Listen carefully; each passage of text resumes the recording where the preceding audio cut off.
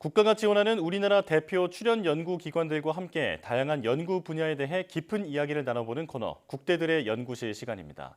오늘은 한국과학기술연구원 키스트를 방문해 보겠습니다. 최근 인공지능 로봇이 우리 생활에도 많이 이용되고 있는데요. 흔히 로봇 하면 일상 속에서 필요한 일을 도와주거나 생산적인 역할을 하는 경우가 많습니다. 그런데 이 로봇을 이용해 음악을 연주하고 감정을 표현하는 기술을 개발하는 곳이 있다고 하는데요. 임세혁 책임연구원 모시고 자세한 이야기 들어보겠습니다. 어서 오십시오. 안녕하세요. 네, 나와주셔서 고맙습니다. 자, 일단 박사님이 현재 일하고 계신 곳이 지능로봇연구단이잖아요. 정확히 이곳이 어떤 연구를 하는 곳인가요? 저희 연구단은 미래 사회의 로봇과 인공지능이 인간의 삶을 어떻게 하면 더 편리하고 풍요롭게 할 수 있을지를 고민하고 그에 대한 실험적인 원천 기술에서부터 시스템 레벨에서의 현장 실증까지 폭넓은 연구를 진행을 하고 있습니다. 네. 주로 공공기술의 성격을 가지면서도 국가 전략 산업으로 발전할 수 있는 기술들을 연구하고 있습니다. 네. 자, 그런데 박사님은 특이하게 음악 로봇을 연구를 하고 계세요. 이제 특별한 이유가 있을까요? 처음 음악 로봇에 관심을 가진 계기는 제가 음악을 좋아했기 때문이고요. 그 이후에는 음악 로봇이 미래 기술이 될 수 있는지에 대한 전략적 판단이 있었습니다. 흔히 미래 기술이라고 하면 기존에는 없던 새로운 분야가 나타나는 것이라고 생각하게 되는데요. 그렇죠. 저는 오히려 과거와 현재를 쭉 보았을 때 인류와 한 번도 떨어지지 않았던 분야가 무엇인지 분석해 보았습니다. 그러다 보니 음악이라는 키워드에 집중하게 되었고요. 네. 흥미로웠던 점은 이 음악이라는 본질은 변하지 않지만 음악을 생산하는 기술과 향유하는 기술에 있어서 그 형태만 계속 바뀌고 있다는 것입니다. 그래서 저희는 미래에 인간이 음악을 향유하는 여러 가지 방법 중에 로봇이 중요한 역할을 할 수 있을 것이라고 예측하고 그 길목에서 중요한 기술을 먼저 연구하면 어떨까 하는 생각을 하게 되었습니다. 네, 설명을 들으니까 점점 더 궁금해지는데요. 지금 연구하고 계시는 로봇이 드럼을 연주하는 휴머노이드 로봇이잖아요. 자, 먼저 화면으로 직접 보고 나서 이야기 이어가겠습니다.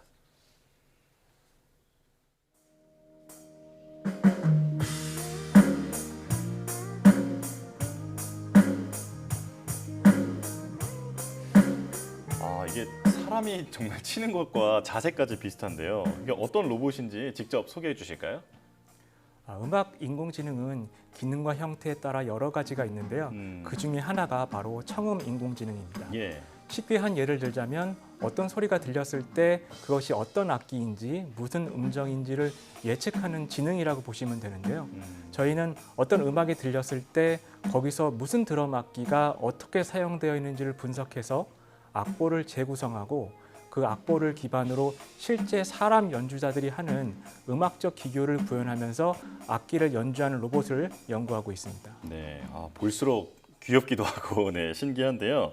자, 그런데 화면을 보니까 저기 뒤에서 컴퓨터를 조작하시는 분이 있더라고요. 이 지금 로봇이 입력된 곡만 그 연주가 가능한 건지 아니면 즉흥적인 연주도 가능한지 궁금합니다. 예, 현재는 입력된 곡만 가능한 상황이고요. 악보 생성을 하는 인공지능이나 인간 연주자들과 상호작용을 하는 지능 부분을 통합해서 즉흥적인 연구도 가능하도록 연구 중입니다. 네, 나중에는 재즈 음악도 연주가 가능하기를 네, 기대해 보겠습니다. 자, 그렇다면 그 로봇에게 슬픈 음악, 발랄한 음악, 그리고 잔잔한 음악 이렇게 어떤 장르와 분위기를 주문하면 그 선택해서 연주하는 것도 가능할까요? 어떻게 구현하는지에 따라 다른데요. 분위기별로 노래 리스트를 미리 만들어 놓고 소비자가 선택하면 연주해 주는 것은 지금도 가능하고요. 네. 더 높은 수준의 기술로 구현을 하자면 일종의 음악 표현 지능이 들어가야 하는데요. 동일한 음악이라도 그 분위기를 슬프게, 발랄하게 혹은 잔잔하게 만드는 것은 일종의 편곡이라고 할 수 있습니다. 네. 그 부분은 제가 직접 하지는 않고요. 음악 지능을 전문적으로 연구하시는 국내 석학분들이 좋은 결과를 가지고 있으면 저희와 협업하는 형태로 진행하고 있습니다. 네, 이제 차츰 연주 스타일까지도 네, 생겨날 수 있다라는 말씀이신데요. 자, 그런데 그 많은 악기 중에서 왜 하필 드럼으로 선택을 하셨는지가 궁금합니다. 혹시 뭐 관악기나 현악기도 도전을 해보셨는지 좀 들려주실까요? 처음에 드럼이라는 악기를 선택한 이유는 동작이 가장 크기 때문입니다. 예. 음악 연주 로봇이라고 하면은 관객들에게 보여주는 것이 주된 목적이기 때문에 굉장히 다이나믹하고 현란한 동작이 나와야 한다고 생각을 했습니다. 둘째는 음악에서 드럼이라고 하는 악기가 가지고 있는 의미인데요. 예. 사실상 노래 전체의 지휘자라고 생각을 하시면 됩니다. 이 보컬이나 기타 연주자가 호흡이 빨라지고 이제 앞서 나가다가도 이 드럼 소리를 듣고 제자리를 찾아간다는 거죠. 그리고 관악기나 현악기 로봇에 대해서는 최근에 기회가 있어서 기타에 대해서도 공부를 한 적이 있는데요. 예. 손가락 동작이나 힘이 약간만 달라져도 실제로 악기가 만들어내는 음과 그 느낌이 너무 많이 다른 거예요. 그래서 단순히 기계적으로 기타 줄을 튕기는 로봇은 개발할 수 있지만 우리가 원하는 느낌의 소리를 만들어내기 위해서는 많은 준비를 해야 한다고 생각하게 되었습니다. 네, 자, 바로 그 지점에서 지금 이 로봇이 감성을 담는 로봇이잖아요. 그래서 개발하시면서 어려운 점도 많았을 것 같은데 어떤가요? 예, 첫 번째로는 기술적으로 어려웠던 점인데요. 전문가들이 드럼을 연주하는 장면을 보면은 인간 신체가 가지고 있는 민첩성과 유연성 그리고 폭발적인 근력에 대해서 감탄하게 되고요. 또 노래를 해석한 다음에 그에 맞게 완급을 조절해서 악기를 연주하는 우리 신체적인 지능에 대해서 감탄하게 됩니다. 지금 로봇 기술이 많이 발전했지만 이러한 고도의 물리적인 지능을 어떻게 구현하는가는 굉장히 도전적인 목표입니다. 네. 둘째는 이러한 연구가 가진 성적인 문제인데요. 한마디로 끝이 없는 연구라는 점입니다. 보통 로봇 분야에서 물체 조작이라든지 보행과 같은 전통적인 주제를 연구하는 경우에는 성공 아니면 실패입니다. 컵을 잡으면 되는 거지 잘 잡는다와 못 잡는 것은 크게 의미가 없는데요.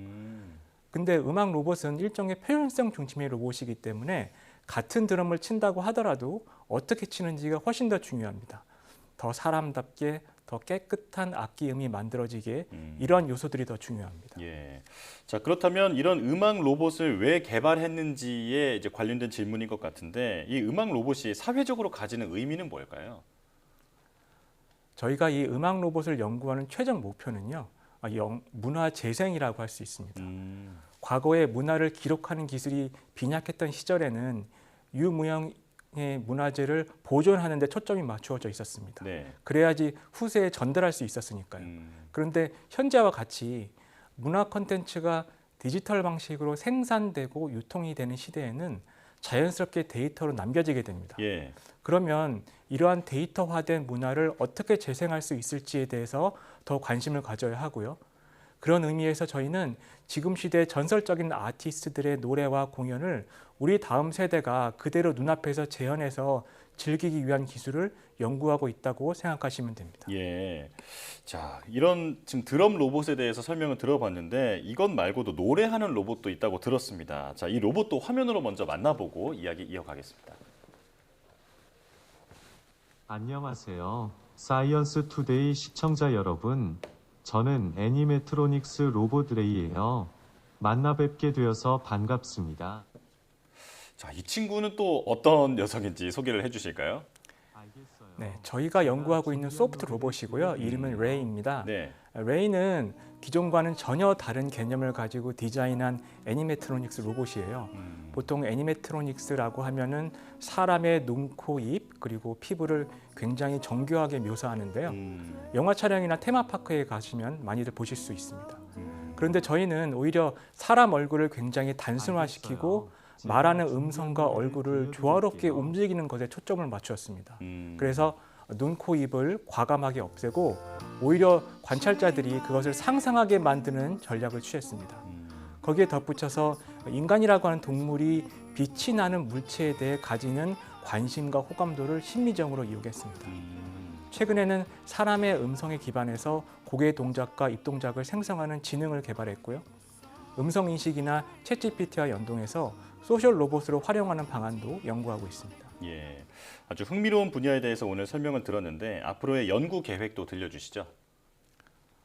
저는 저희 팀의 연구가 같은 시대를 살아가는 사람들에게 우리가 살면서 잃어버렸던 여러 가지 감성들, 저는 낭만이라고 표현을 하는데요. 힘든 삶에 대한 위로 혹은 과거에 자신이 무엇인가를 이루었을 때 그 자신감, 이런 감성들을 로봇을 통해서 다시 불러일으키고 싶고요. 예. 그리고 그 과정에서 중요한 도구로서 음악을 계속 활용할 생각입니다.